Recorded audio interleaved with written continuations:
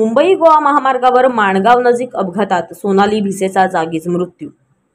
माणगाव पासून अवघ्या 4 किलोमीटर अंतरावर असलेल्या गारळ गावाच्या हद्दीत एक दुर्दैवी घटना घडली आहे। मुंबई गोवा महामार्गावर भरधाव ट्रकनं स्कूटीला जोरदार धडक दिल्यानं स्कूटीवर मागे बसलेल्या तरुणीचा जागीच मृत्यू झालाय, तर दुचाकी चालवणारे इसमही या अपघातात गंभीर जखमी झाले आहेत।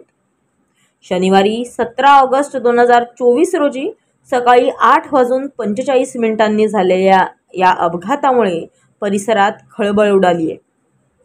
महाड बाजूकडून कोलाडकडे TVS ज्युपिटर स्कूटर क्रमांक MH06 CJ 3704 वरून फिर्यादी वसंत भिसे आपल्या सुनेला मागं बसवून घेऊन येत असताना इनामदार हा इसम ट्रक क्रमांक MH06 AQ 5793 हा अतिवेगानं हयगयीनं रस्त्याच्या परिस्थितीकडे दुर्लक्ष करून चालवत घेऊन जात असताना फिर्यादीच्या स्कूटीला मागून ठोकर देत अपघात झाला।